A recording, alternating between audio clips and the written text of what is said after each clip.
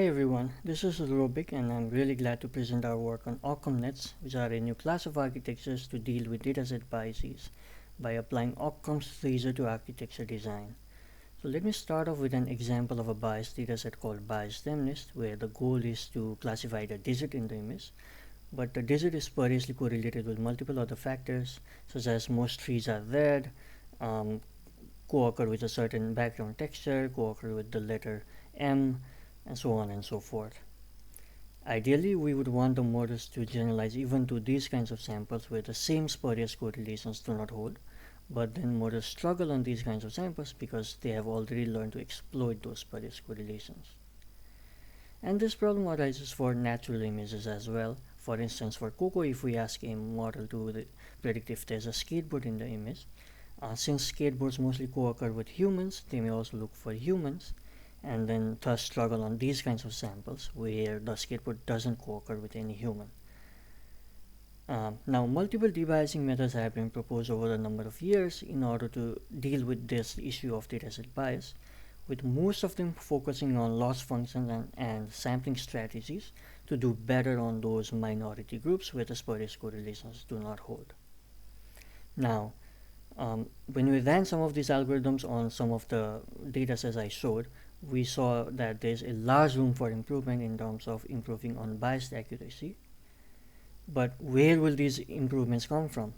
Well, one direction that has been overlooked so far is if architectures can themselves be inherently robust to dataset biases.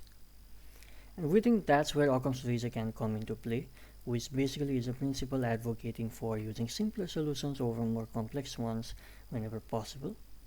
And for the case of biased MNIST, a complex solution might be to exploit all the spurious factors like colors, letters, etc., whereas the desired hypothesis would be to only use digit shape, which is much simpler. Likewise, for Coco, a complex solution might be to look for both skateboard and people, but the desired hypothesis is to just look for the skateboard, which is much simpler, which aligns with Occam's razor. So we think that inductive biases based on Occam's razor can help architectures deal with dataset biases. And thus we apply Occam's razor to two aspects of the network, its capacity and the way it pools information. Now first, in terms of a network capacity, we can think of a deep neural network as being this sequence of layers where deeper layers build on top of the earlier layers and are thus capable of learning more complex hypotheses. And existing architectures unfortunately attach the predictor or the classifier only at the deepest layer, which means it's probably using the most complex solution for every sample.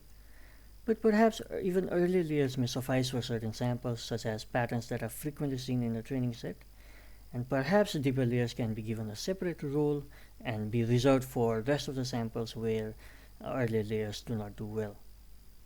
As such, our first inductive bias for OccamNet is to exit as early as possible, and we do so by attaching these exit modules to different layers of the network, and the exit modules are trained to exit as early as possible and help deeper layers focus on samples where earlier layers do not do well.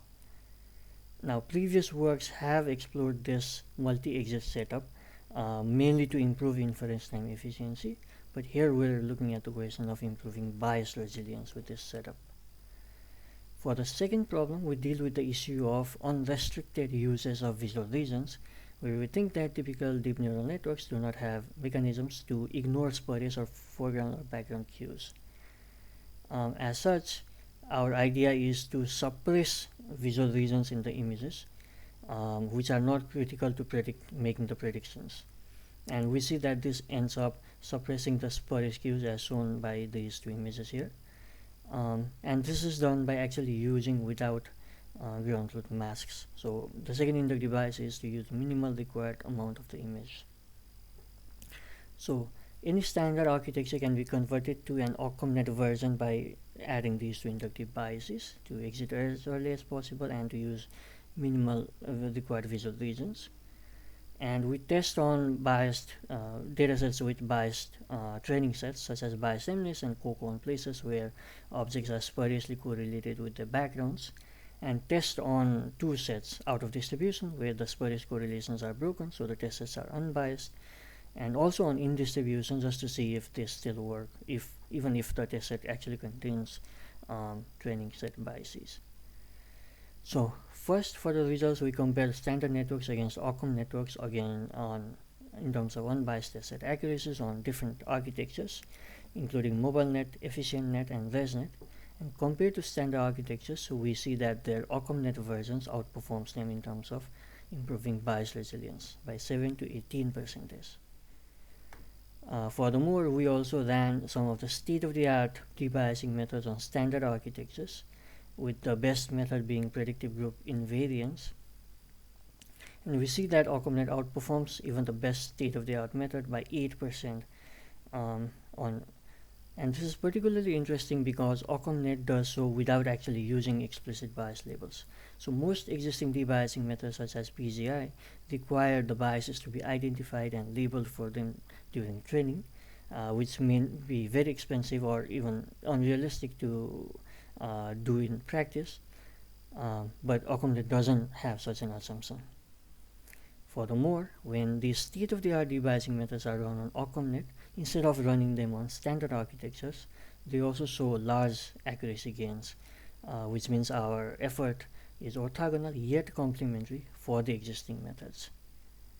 Now, in terms of dynamic complexity, we also look at the ID versus OOD trade-offs, where existing debiasing methods are known to show this trade-off with gains in OOD coming at a cost of drops in distribution samples. OccamNet reduces this trade-off, showing better gains on OOD for lower drops in distribution. And it does so because of dynamic exit, where it uses the first exit for in-distribution samples, mostly relies on the first exit, and mostly relies on the final exit for out-of-distribution samples. Furthermore, when we tested OccamNet on a subset of ImageNet, we see it obtains reasonable comparable accuracy, but at an improved inference time efficiency. So it works on less biased datasets too. So just to summarize what I said, OccamNets favor simpler solutions, but are capable of considering the complex solutions as well if that's what's necessary, and this is done on a per sample basis. And this is an effort that's orthogonal yet complementary for the existing methods. And so yeah, please come visit us at our poster. Thank you so much for listening to the talk.